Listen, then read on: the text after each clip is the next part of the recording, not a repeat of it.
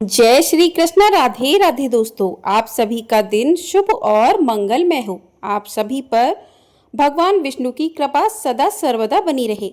आज की वीडियो में आप जानेंगे आषाढ़ मास के शुक्ल पक्ष में पड़ने वाली एकादशी तिथि के बारे में। एकादशी तिथि कब से कब तक रहेगी, व्रत आपको कब करना चाहिए, पारण का शुभ समय क्या रहेगा, सभी जानकारी आपको इस वीडियो में प्राप्त होने वाली है। तो आप सभी लोग वीडियो को पूरा ज़रूर देखिएगा।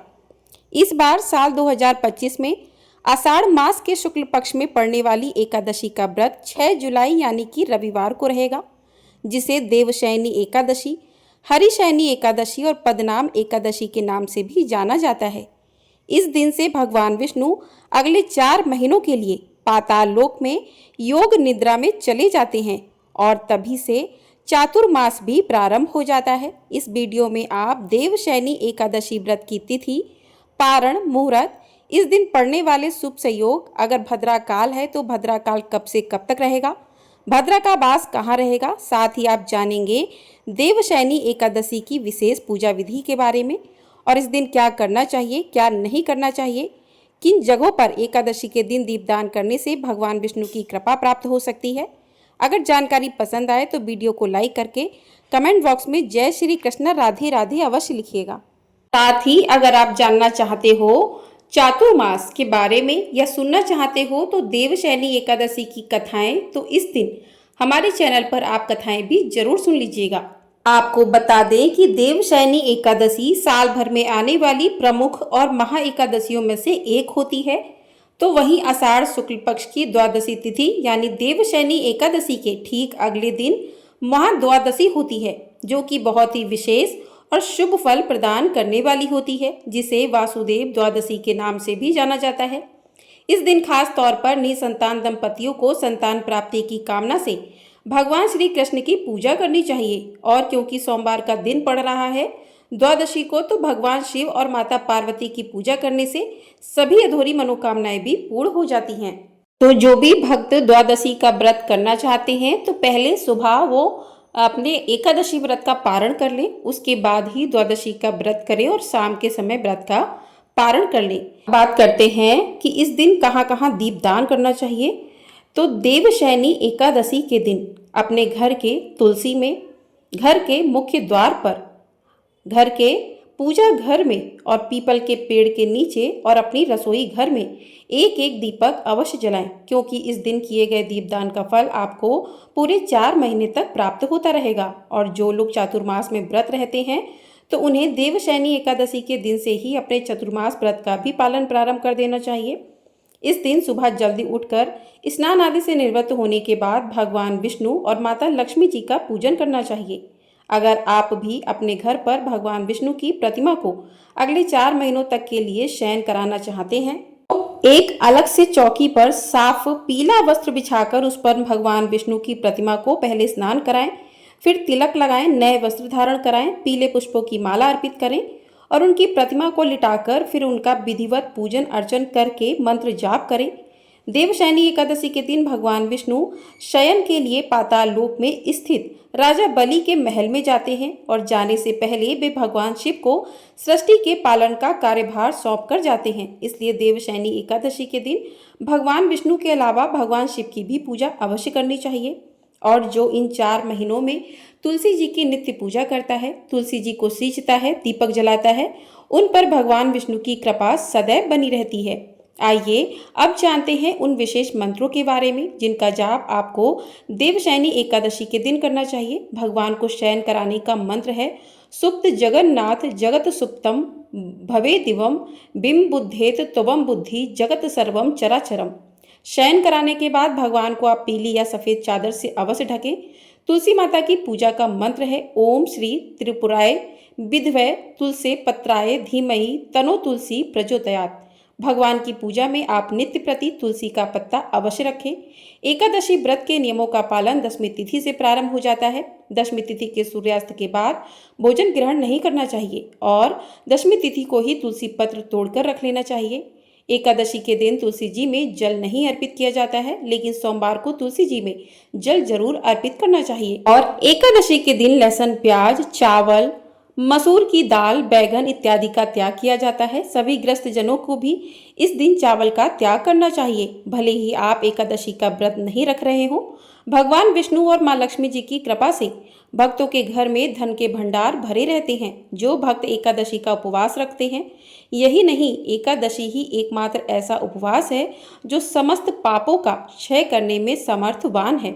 इसलिए अपने पापों के क्षय के लिए, रोग बीमारियों से मुक्ति के लिए देवशयनी एकादशी का व्रत अवश्य रखना चाहिए।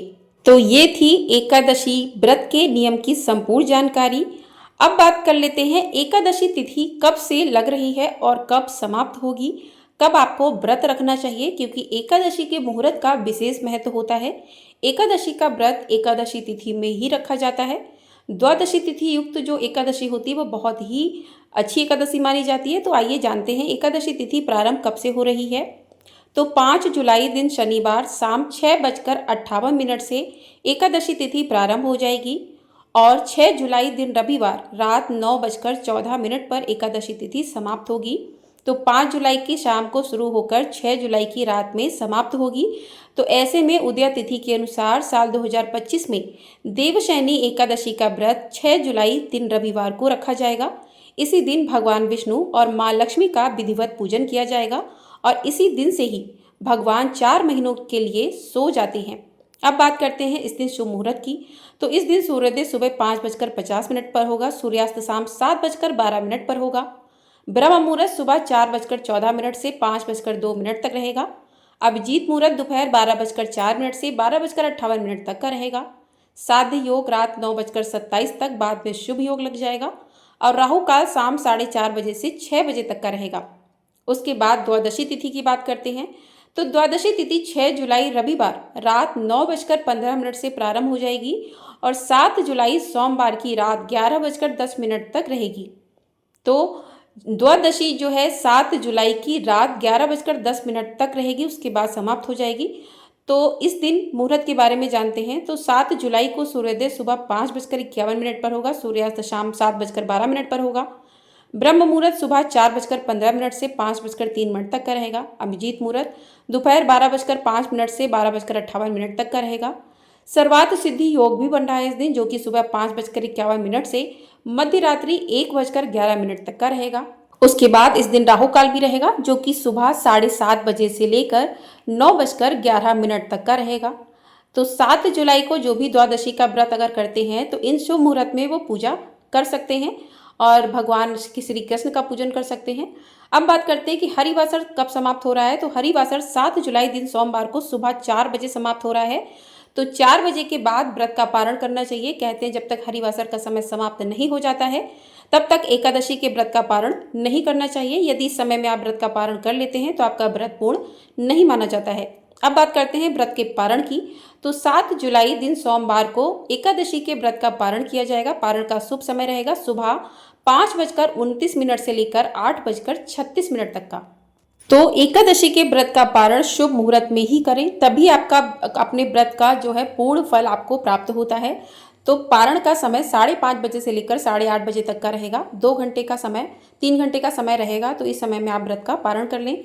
अब बात करते हैं पूजा विधि की। तो इस दिन देवशयनी एकादशी है। देवशयनी का मतलब है कि देव जो है सो जाते हैं।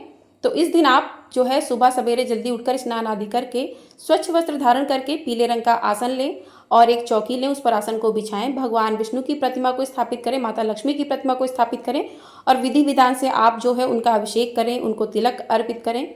आप तिल अर्पित करें, क्योंकि अक्षत का प्रयोग एकादशी की पूजा में नहीं किया जाता है।